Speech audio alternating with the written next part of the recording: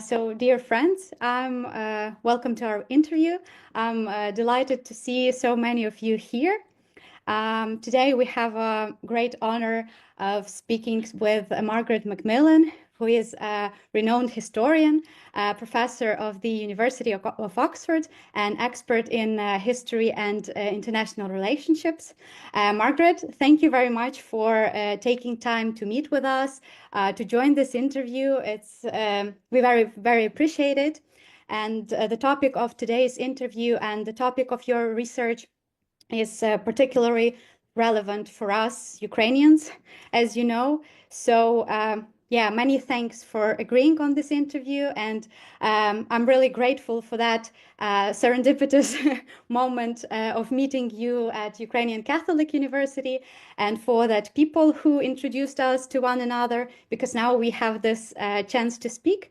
So if you'd like to say a few words before we start, feel free. And after that, we will jump straight to our interview. Thank you, Marta, and it's a pleasure to see you again, and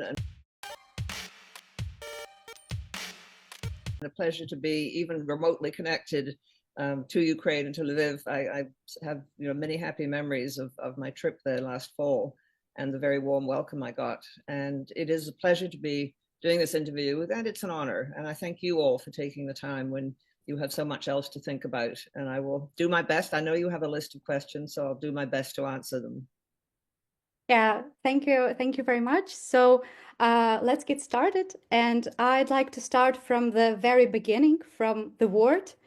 And in your book, you discuss how societies often try to soften or even amend the word war, using terms like conflict, intervention, or even special military operation instead. And I want to ask, why do we hesitate to call war what it is? And do words hold any power in this context? And does this influence our perception of events from the historical perspective? I think war has a very clear meaning, although we tend to use it as a metaphor for lots of things. So we talk about a war on drugs or a war on obesity, but it is a very specific human activity. It's a highly organized activity, an application of force by one group of people to another group of people to get them to do what they want.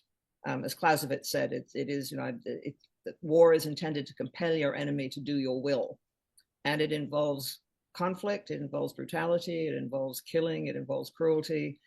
And so I suppose nations that are carrying out acts of aggression try and hide what they're doing or try and convince themselves they're not making war. And so, yes, you're right. They talk about things like, they often call it a police action, as if somehow it makes it better, or a special military operation. I think for a very long time, and you can correct me, I think the Russians did not use the term war or invasion for what they were doing in Ukraine. They simply said it was a special military operation.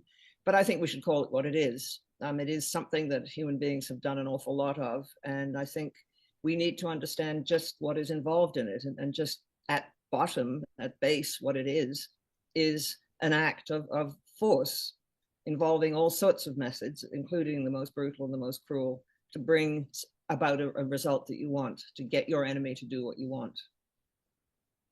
Yeah, thank you. So as far as I know, Russia still uses this term special military operation, even though like the world now calls it the war. And I also would like to ask how does this kind of linguistic manipulation affects both domestic and international perception? I don't think most of the world is deceived by the terminology the Russians are using. What they are doing is an invasion, it's an occupation, it's an act of unprovoked aggression, it's a war. And possibly the Russian people, who have less access to free information and to unbiased information than many other people, perhaps they can think that what is happening is only a police action. And perhaps they even believe some of the excuses that the Russian government has given for its unprovoked invasion of Ukraine. The excuse that, you know them all. They're ludicrous, that Ukraine had fallen into the hands of a group of fascists, or Ukraine was run by drug-addicted maniacs. All these sort of stories, and the misuse of history, that Ukraine had always been part of Russia, for centuries and centuries. Perhaps the Russian people believe it, but I think most people in the world see it for what it is, see Russia's action for what it is. It is a war that Russia is making by choice. It's Russia's choice. It's not Ukraine's choice on Ukraine.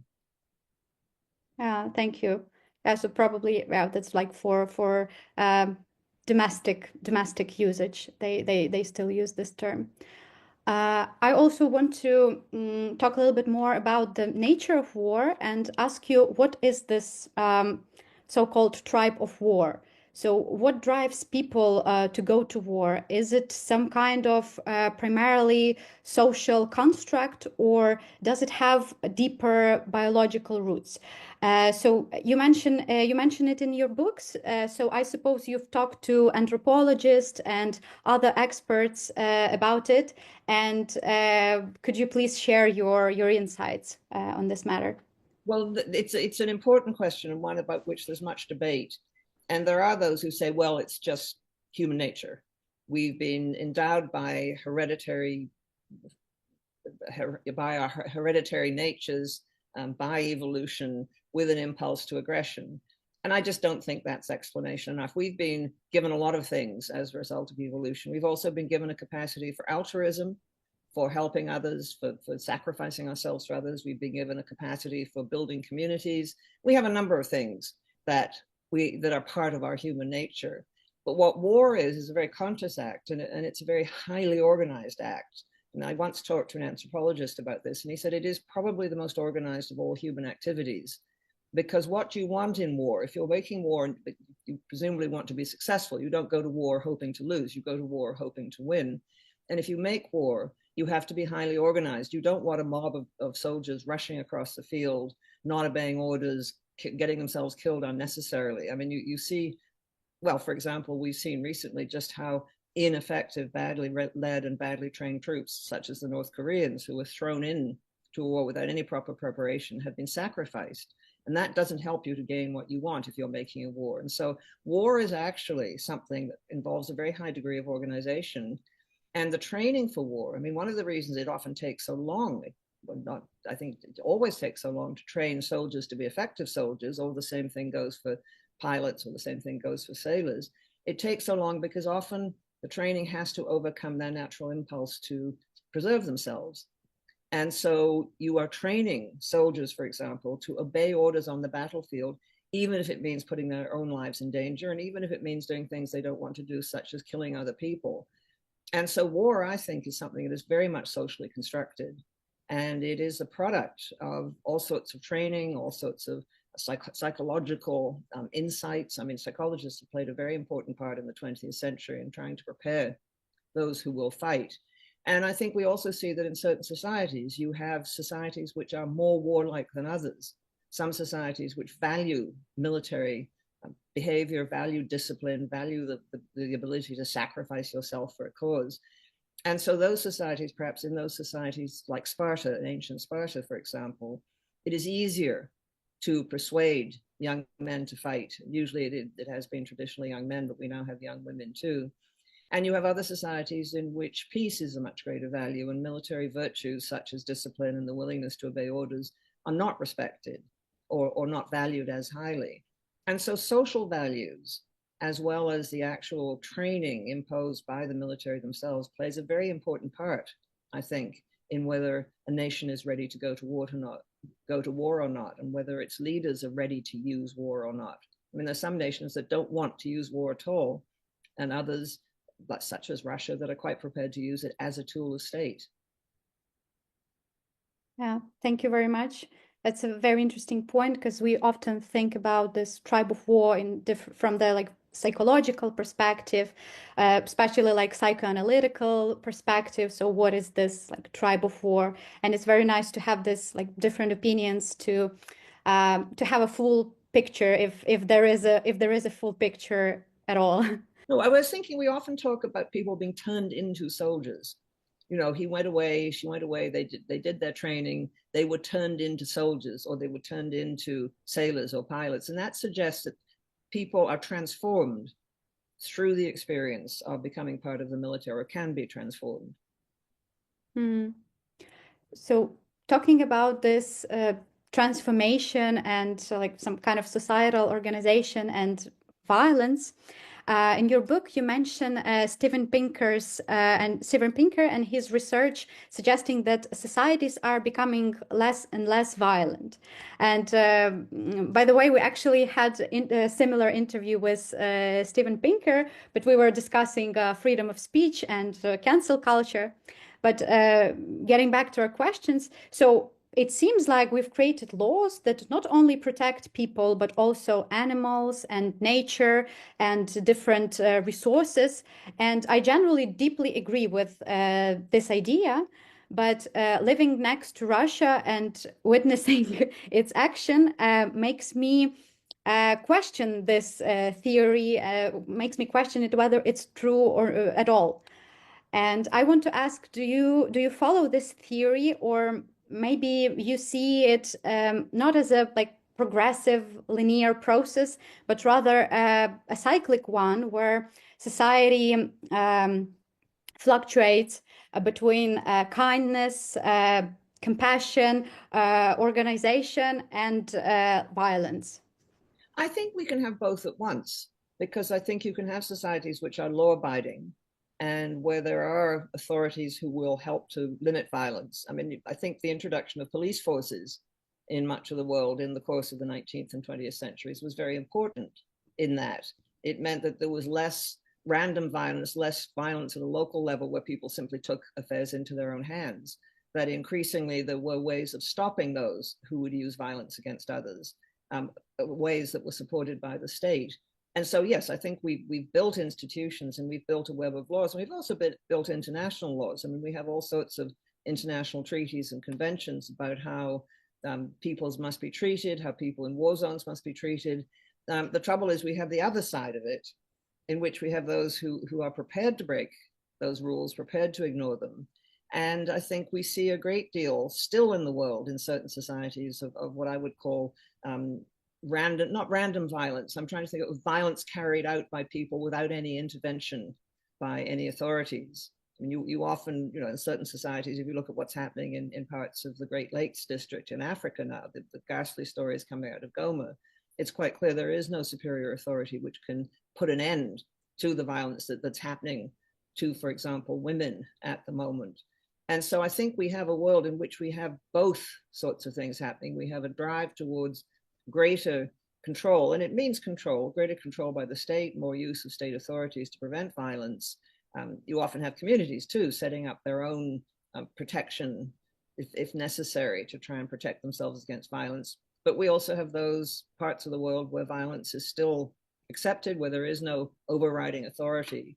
And we still have war. And I think there is a real distinction between the highly organized nature of war, which involves very specific goals, very specific types of force, and the sort of not random violence, but the sort of uncontrolled violence that we see often in personal relations. And there's a fine line between them, and you will often get violent gangs, for example, beginning to behave more and more like armies with a sort of internal discipline. So it's not a clear-cut distinction, but I do think, yes, societies are often in the West, for example, getting more peaceable. We tolerate violence less. We have authorities who will deal with it. We have police forces. We have general sort of feeling against violence, but we're still seeing a lot of very organized violence in the shape of war. I mean, there are several wars going on in the world at the moment. There's been a war in the world pretty much every year since the end of the Second World War, and I don't see that ending anytime soon. And can you maybe tell what is the cause of that some societies are becoming less and less violent, while some others continue to? Maybe there's some kind of explanation to that. I think it's partly geography. It's partly their cultural values. It can be sometimes their religions. It may be their history. I mean, societies can be very different one from the other. And so I think that affects it. And you can have societies which are peaceable at home but use violence abroad. The United States has a rule of law, but the United States has also taken part in military actions around the world in the course of the 20th and 21st centuries. So being peaceable at home doesn't necessarily mean that you're going to be peaceful abroad. Again, there is this distinction between the organized nature of war. And unfortunately, a lot of states in the world, and I think the number may be growing, see war as something they can use to their own advantage, or those who lead those states see war as something they can use to their own advantage. And so you have people in positions of authority who think I can use a war to get what I want, whether that's more territory, whether it's more resources, whether it's prestige, whatever. I think we have this unfortunate tendency of leaders of certain types of societies, often dictatorships, to think that war will get them what they want. Of course, it often doesn't. I mean, the thing about war, among other things that I think we should all remember, including dictators, is you never know where it's going to go. You know, once it starts, it's unpredictable. And it's very difficult to predict. You can't predict what's going to happen. You think you can. And wars are often very difficult to end. Once started, they take on their own momentum. Thank you. Thank you very much for your answer. So in this interview, I would like to focus on your work and your research and how we can apply it to Ukraine and the situation we're in.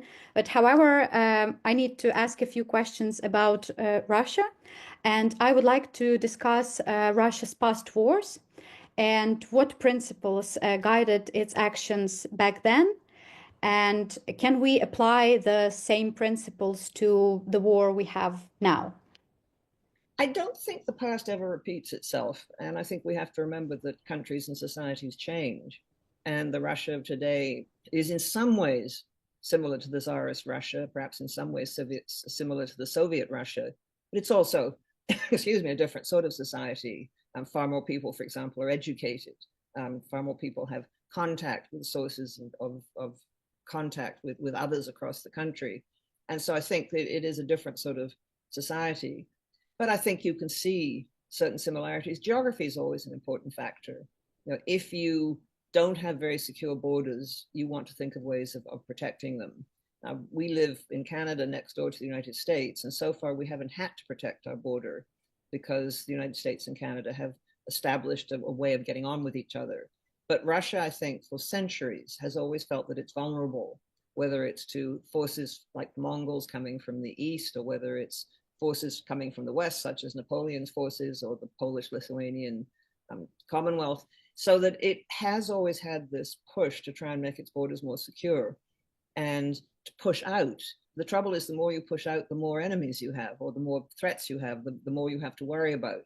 And I do think that is a fairly constant factor. I mean, I think but there are other things as well. I mean, I think there are the identification of rulers with the state, where it becomes a matter of pride and prestige for the ruler to have a very big and powerful state.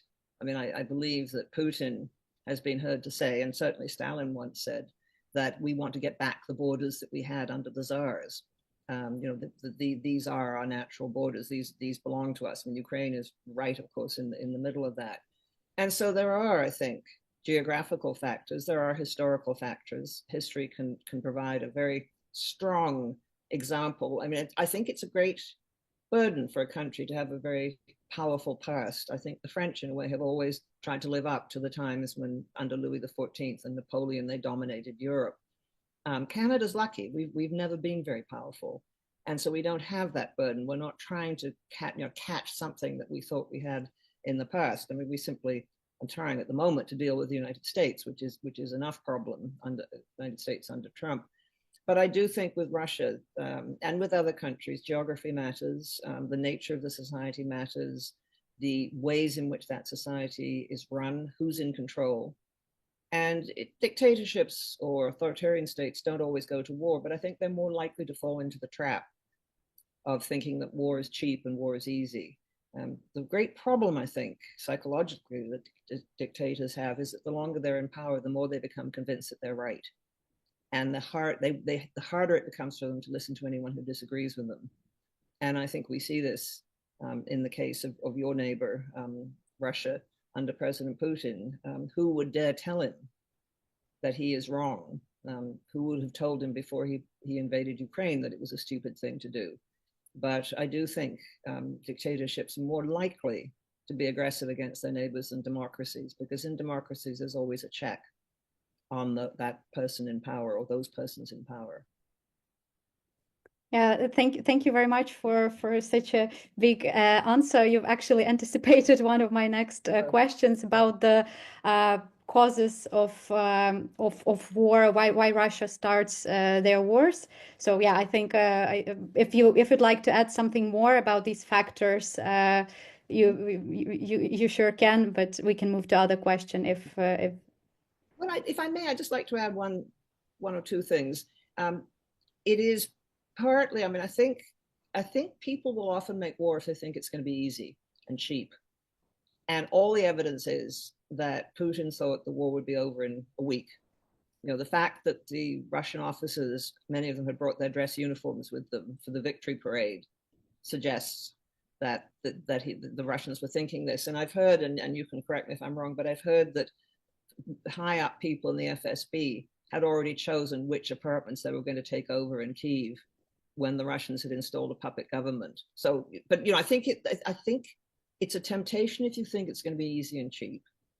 I think also, especially in societies that have dictators, the prestige and the power of the dictator, him or herself, becomes very important, and it becomes a matter of pride. But I think in the case also, Ukraine had resources, Ukraine has minerals, but it also has its famous black earth. I mean, without Ukraine, Russia is poorer. And I think that is something that the Russians are aware of. And I think finally, there was the example of Ukraine. I mean, here was a country moving towards greater democracy, a more open and free society, sitting right next to Russia. Putin didn't want the Russians seeing something like that. It was a reproach to what was going on in Russia. And so I think there were a number of motives that came into it, including his own personal pride and prestige, which has resulted in this dreadful situation. Thank you. So Russia's war against Ukraine has been also called 21st century war of imperial aggression. And I want to ask, do you agree with this statement? And how do you see its historical importance compared to past empires and colonial struggle? And would you say that this kind of imperialistic thinking holds a particular significance in modern wars in general? Well, I think, you know, it's a very interesting question, because I think we thought that with the disappearance of most of the Western empires after the Second World War, the age of imperialism was over. And I think we somehow forgot that imperialism has been with us for a very long time. And it may change its name, it may change its look, but it's still there. And Russia was the last of the European empires to hang on to its territory. I mean, Russia, as the Soviet Union, was an imperial nation ruling over different peoples that it had conquered, many of which it had conquered in the course of the 19th century. And Russia never lost its empire. It remained an empire. It called itself a Soviet Union, and then it called itself Russia. But if you actually look at how it was constituted and how many minorities there were within the borders of what became Russia, then it is still an imperial power. And I think its rulers still think in an imperial way, that those around their borders are peoples who need to be managed for Russia's sake. I think there's often an element of feeling that these peoples are inferior. They aren't as glorious as Russians. They aren't as important as Russians. And therefore, Russia has a right to rule over them. So in many ways, I think Russia is still a classic 19th century imperial power. But we have other examples of imperialism in the world today. I mean, China, I think, is an imperial power. If you look at the way it's absorbed Tibet, the way it treats the people in the Uyghur in Xinjiang. And now, of course, we have someone who's an outright imperialist in the White House, who talks about the United States taking over territories around its borders. And so we're seeing a revival openly of the idea of imperialism, which never really went away. We thought it had. But here we are, back with imperialism again. Yeah, I agree with you. So it is well known, and you also mention it in your books, that states go to war in order to expand their territory, their access to resources, their influence, which in turn results in improvement of lives of their citizens. And can we observe that wars in Russia have improved the lives of Russians? Well, wars don't always improve the lives of their citizens, and imperialism doesn't always improve the lives of the imperial power. You know, often some of the colonies that the Europeans took in the 19th century, they ended up subsidizing. Germany, for example, never made anything out of its colonies. It ended up paying for them. And so there was no direct benefit to the German people. There was benefit to certain Germans who were involved in trade and investment and so on. So I don't think imperialism always benefits the metropolitan power, the power that controls the colonies. And in the case of Russia, it hasn't benefited Russia.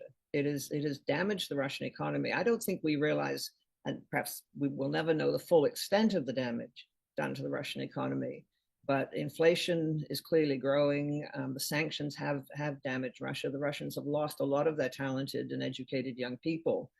And I'm not sure Russia is ever going to really recover from that. And Russia is now much more dependent on China, which is not something any Russian leader should want. You know, and given the fact that the Chinese have not forgotten, I think the Russians remember it too, that a lot of the territory that Russia has in the Far East, which it took in the 19th century, is territory that China feels really properly should be Chinese. And so Russia, as a result of the war in Ukraine, has ended up much more weakened economically, but also much more dependent on China. China now very much has the upper hand. And I think in the long run, that is going to cost Russia very dearly indeed. Yeah, thank you. My next question is rather hypothetical. Can a state achieve unity without going to war? And what factors influence this process? And was there ever a chance for us as a society, as a state, to find its cohesion through any other ways?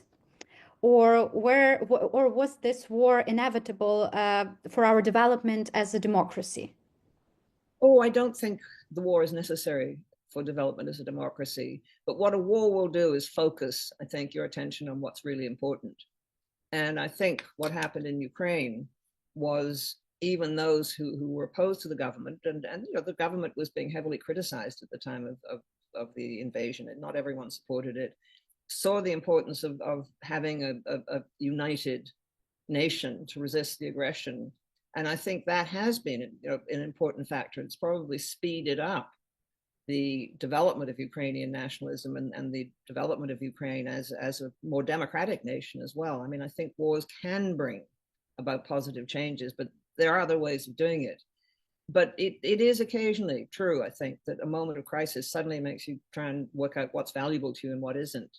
And if I can just, I mean, it's not the same situation at all, but in Canada, there has been a very interesting, very quick reaction to Trump's threat to make us the 51st state of the United States. Suddenly Canadians, the number of Canadians who think Canada is a very good country has jumped by 10% in about 2 weeks. And it's continuing to go up. And the number of Canadians who do not want to be part of the United States, I think, is now around 80 or 90%. And people are surprising themselves. You go into shops in Toronto now and there's signs saying this is Canadian produce. People are not buying American things. So it's not that this is something we would desire, but occasionally a crisis will make you think what is really important to me and value what you have when you might grumble about it in more peaceful times, as you should be able to. But occasionally a crisis will bring about this sort of recognition that we have to work together on this. Yeah, I think that's actually what's happening to us right now. I feel that we are really united now. Maybe not in all ways, but more united than ever, probably. So yeah, at great cost, of course. But yeah, I totally agree with you.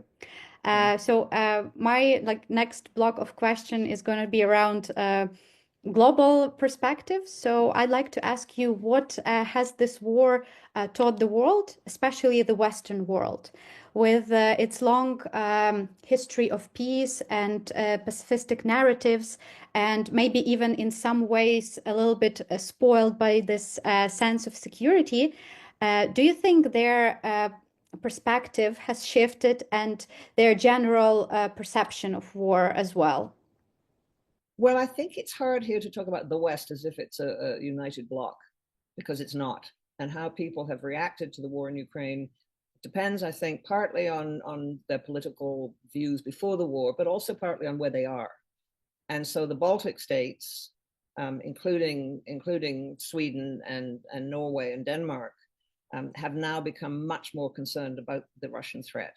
And I think this is, you can see this. I mean, the fact that Sweden has abandoned neutrality, has joined NATO, Finland the same. I mean, this is a really important shift. And Poland too, I think. I mean, Polish defense spending is now, I think, the highest of any NATO country. But not all Western nations feel the same. There are those, or certain peoples in those nations, who believe that it's better to try to come to terms with Russia and better to sacrifice part of Ukraine, try to get some sort of peace. And so, unfortunately, the Western world is not united on this. And although I think it's not just geography, but I think the closer you are to Russia, perhaps the more you feel the threat.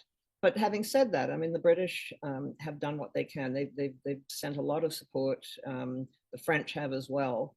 And the Americans up till now, not always very, sometimes not consistently, but overall, the Americans have sent a lot of support, at least in the way of weapons, to Ukraine.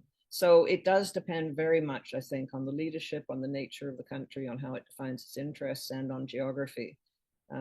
I think it is a very important war and a very important moment for the West. And I think if the West fails to support Ukraine properly, then I think this will cost the West in the long run, because it will encourage, if people get away with aggression, it encourages others. We saw that before the Second World War, and we saw it before the First World War. Yeah, thank you. And how do you see this global narrative around Ukraine and Russia developing in the future? I don't know. It remains to be seen. Once the war is over, and wars do come to an end, then there will be the development of a narrative about it, which may not be truthful. We now live in an age. We've always lived in an age when we've always lived in a world where lies get told and conspiracy theories circulate. But we live in an age now where, thanks to social media, it is possible for all sorts of deliberate disinformation to be spread. And I think this is being used as a weapon by Russia and by others, and by self-appointed fanatics who like to spread stories which are not true. And so how the war will eventually be seen, I think, is a very, it's a long-term question. What is clear, I think, is that it is already seen in different ways in the developed world and the developing world. The global South has not seen it as a war which really affects them and involves them. And I think that is a gulf which has become very apparent. And I think that's a real problem for the future, because I think it is very important for different parts of the world to agree on how they want to try and maintain peace and how they want to prevent aggression. And at the moment, unfortunately, for a lot of the global South, the West has lost its moral authority. Western involvement in Afghanistan, Western involvement in Iraq, has been seen by a lot of the global South as deeply destructive and not leading to better outcomes for those countries. And so there's a lot of rebuilding that will have to be done if we can get the leadership to do it. Yeah, that's a very interesting point. Thank you very much. And continuing this topic of global South and big alliances and different unions. So historically, wars often resulted in new political orders, whereas now we see that it's quite the opposite. So countries are separating and the big alliances are fracturing. So how has this tendency evolved over time?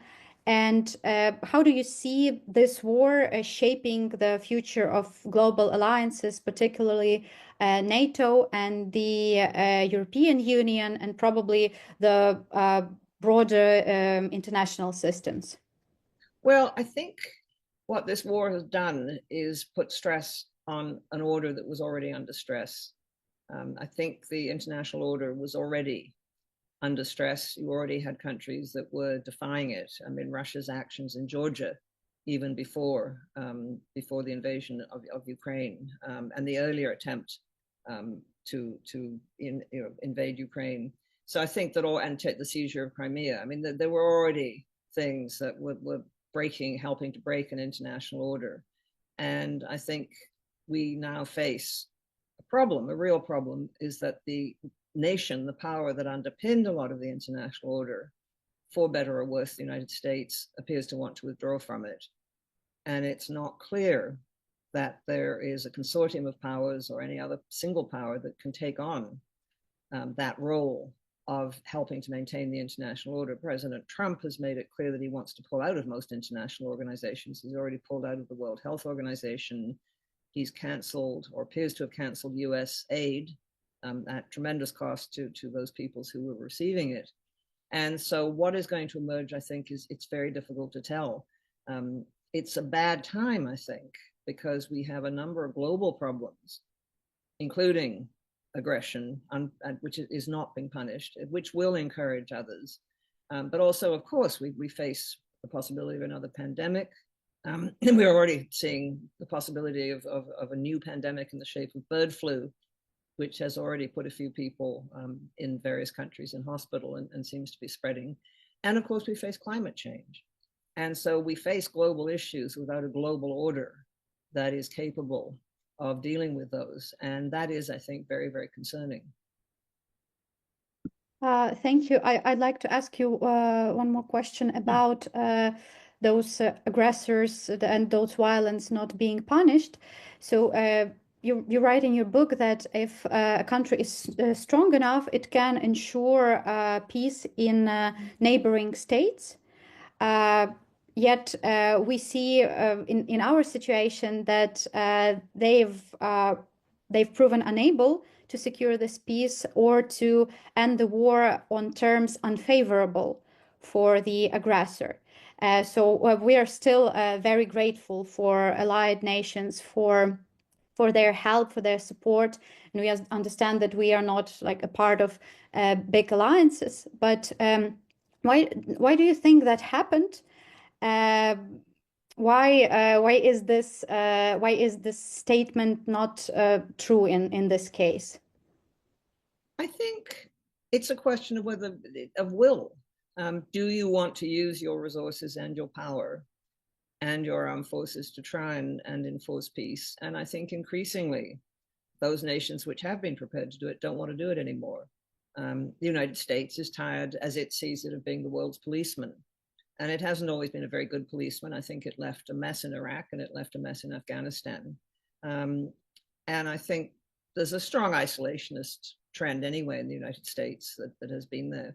It's always been there. It seems to be surfacing again. China, I think, will pursue its own interests and when necessary will intervene to maintain order in its own particular way. But I don't see the European Union has really failed to come together as a cohesive international force. As for NATO, it's anyone's guess, I think. Will the United States pull out? It's a big question mark.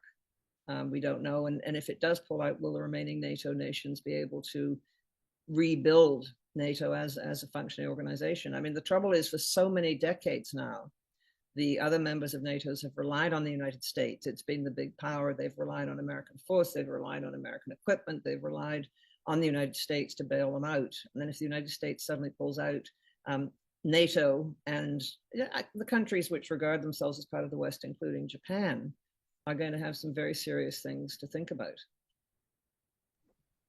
Yeah, thank you. So talking about continuing our talk about the big nations, big players. So we can see that China and the United States and the European Union, as you've already said, have been reacting differently to this war. So how does this war fit into global competition for influence? Well, I think for the Chinese, they've been looking for influence, I think, for quite a long time now. And I think Xi Jinping has a vision of a China which is going to be respected. It's going to be great global power, certainly, if not a global power, certainly a regional power, a power in Asia, although his ambitions may go further than that. And so I think for China, I don't think the Chinese particularly wanted this war. I don't think they particularly supported this war, but it's useful for them to have Russia as an ally, and increasingly a dependent Russia, as I was saying earlier, that will do more and more, is likely to do more and more what China says. They also have had good relations with Iran, another of the nations that doesn't feel that the present global order suits it very well. Although at the moment Iran is on the back foot, it's lost a great deal of its influence with the destruction of Hezbollah and Hamas. So we'll see. But I think the Chinese would like to see their influence spread. They've been using financial diplomacy. They've been using investment diplomacy. They've been building ports and airfields and infrastructure generally all around the world.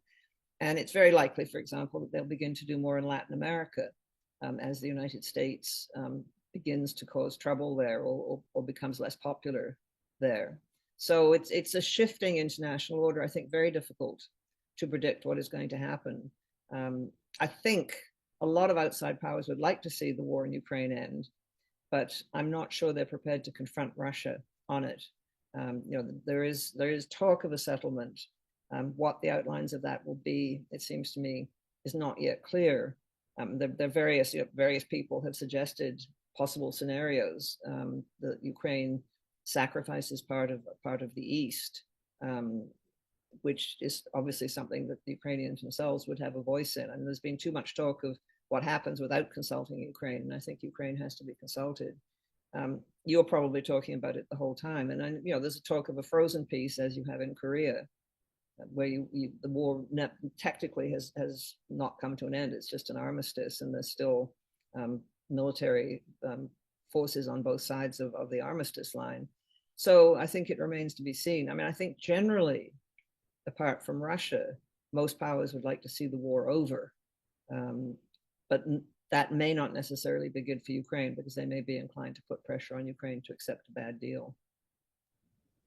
Yeah, unfortunately.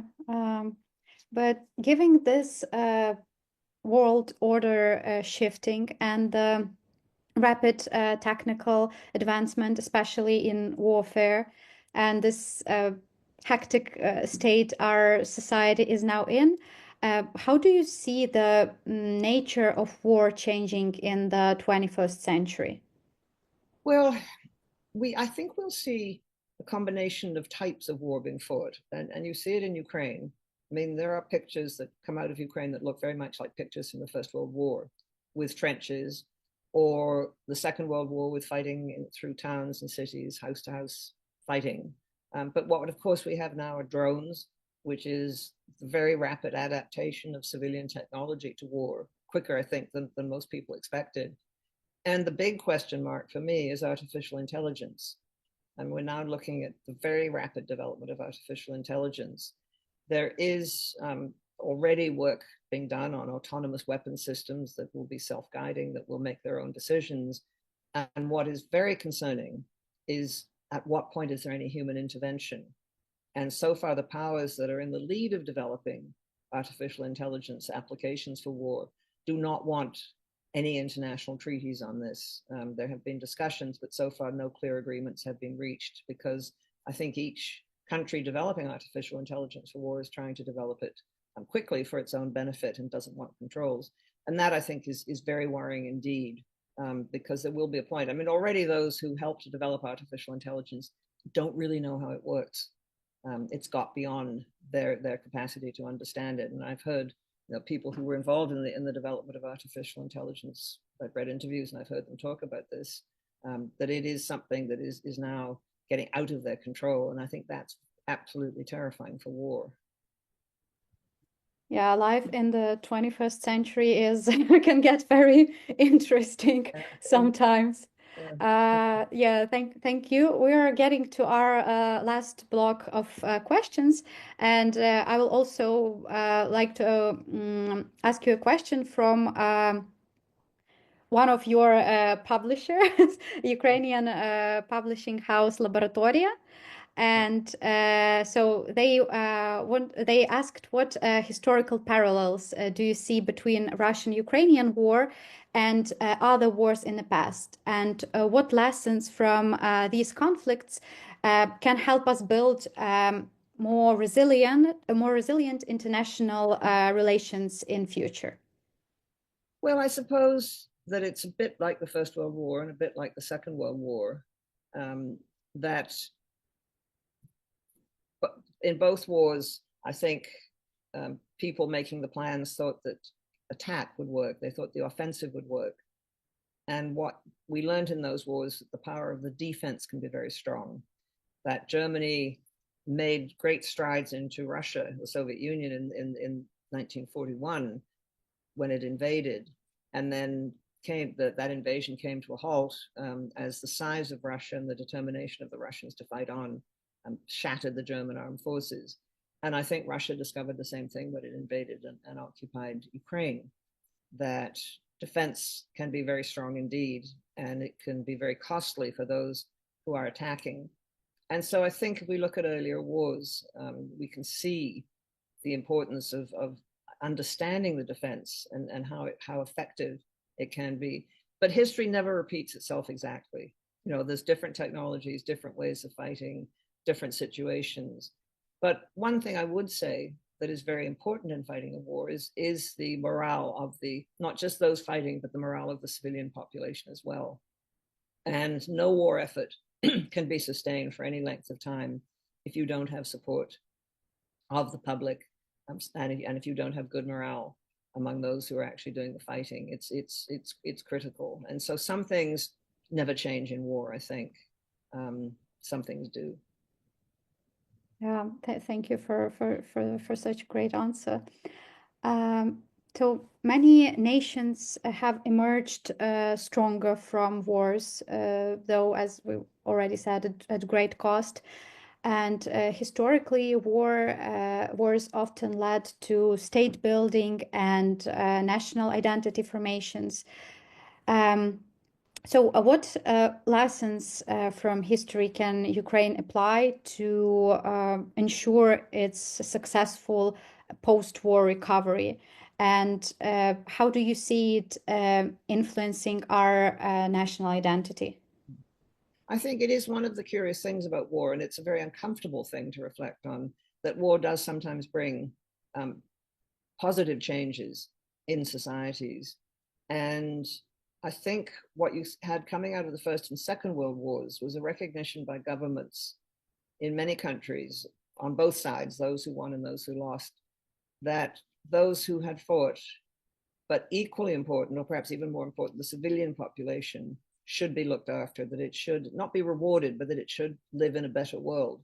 And so in Britain, for example, during the First World War, even before the end of the war, women and the working classes were given the vote. They hadn't participated in politics before, and this was a really significant change. What also happened after the Second World War is a number of countries introduced social programs, increased pensions, increased benefits, because there was a recognition that without the civilians, the war could not have been fought and been won. And what happened, and this was partly a result of the war as well, because the rich were taxed to help pay for the war, and because those who were at the bottom rungs of society, the bottom levels of society, were treated even during the war better. They got better food, they got better pay, that there was less division in society because there was less polarization, that you didn't have a small group of very, very rich people who didn't pay much in the way of taxes and a lot of people who didn't share in the benefits of society. And so war can bring greater equality, it can bring advanced social benefits. And I think it's very important for governments to remember that. And what I think citizens want is an improvement. They want an improvement in their lives, but they also want good government. I think they want governments that respond to democratic wishes. I think they want governments that deal with issues like corruption. I think this is very important. And this can often be one of the, as I say, uncomfortable though it is, this can often be one of the benefits of wars, that people look more critically at their own societies and their own governments and try and think how they should be changed. Yeah, thank you. I think we are also experiencing this. We now feel that society can actually influence something, and that the government will respond. So when there are some, I don't know, strange laws or something like that, we have this societal reaction, and it actually works. So yeah, it's a very frustrating thing to accept, that war also can bring something better. Yeah. Yeah. You wouldn't choose to do it that way. The cost of war is high. But it's a bit, sure. It's a bit like the crisis of the COVID pandemic. It did bring some things that were better. It did, as societies responded, it did bring, I think, a greater willingness of people to help each other. Not everywhere, but I think it did make a difference. Yeah. And talking about national identity, I would also like to ask you about the importance of commemoration. So in your book, you mentioned that it's one of the key aspects of forming a united nation.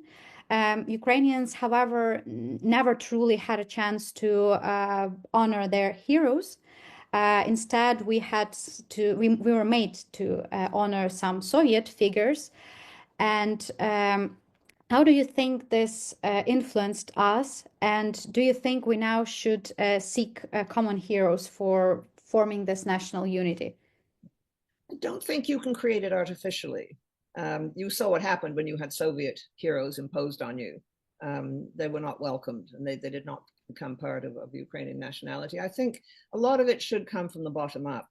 It should be what people choose to commemorate. I mean, governments can play a certain part, but after the First World War, and again after the Second World War, in the countries that had fought it, in Britain again, for example, often the memorials were put up by local communities.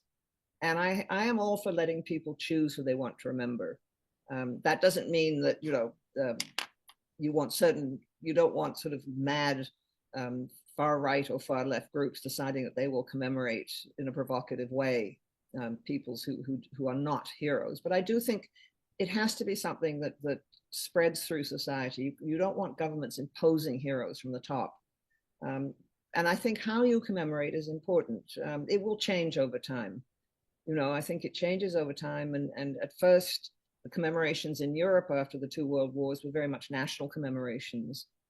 And increasingly, as the time went by, you got international commemorations where former enemies came together to try and commemorate a tragedy that happened to them both. So, but I think we leave it partly, we leave it, I think we should leave it to public opinion and what the public wants. Yeah, and unfortunately, we now have a lot of people who died and who became these new heroes for us. So yeah, probably that's the public is gonna, I don't know, be united in that matter. Yeah.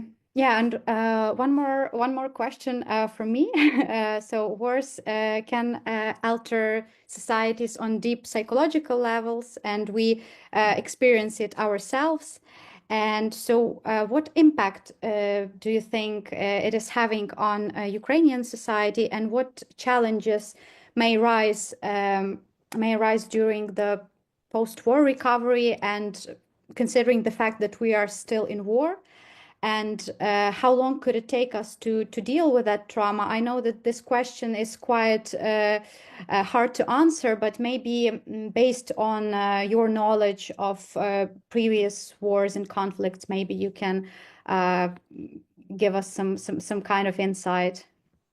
There's such a range of reactions, and I think at the end of a war, a lot of people just want to forget it. It's a very common phenomenon that those who have fought in a war don't want to talk about it. And I think that is understandable. And there are those who do want to talk about it. And there will be those who need psychological counseling. I mean, there will be a whole range of reactions. And I think the important thing at the end of any wars is to try and make it possible for those reactions to come out. And I think recriminations, searching for those who, those who perhaps want, searching for those who didn't support the war effort enough, that can be very damaging for a society. I think in France, after the Second World War, because so many French had collaborated with the Nazis, there was a very bad period where the French were divided among themselves, and it's understandable. How you deal with that, I think, is very difficult, but it will be up to the Ukrainians to deal with it. I think it's your problem. And I suppose all I can say is that being able to talk about it, being able to discuss it without treating each other as criminals will be important.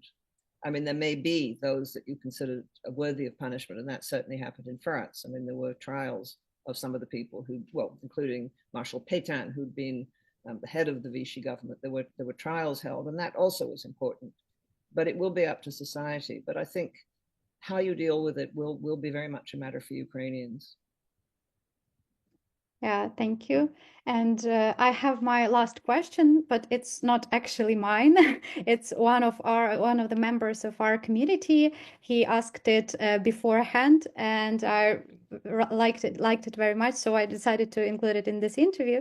So in your book, there is a quote that war is not only a crime against humanity, but it's also a punishment for crime. So will you explain this idea, and can this quote be applied to Ukraine and to this current war? And another question is, if you had written your book after February 24th, 2022, is there anything you would change there? I think what the quotation means, and it's from a very good novelist, a very good writer, is that war is a crime, but it grows out of our nature. It grows out of humanity itself, and that we have to face that. Unless we face the fact that we are capable of committing the crime of war, then we won't be able properly to deal with it. You know, we can't just throw up our hands and say, well, it's those people over there who fight wars. We're not like that. Oh, yes, we are, and we have been, and we can be. And so I think we have to accept that there is a design flaw, if you like, in humanity, that we still think that war can be something where we can gain something by. I mean, I make a distinction. Aggressive wars, I think, are never right.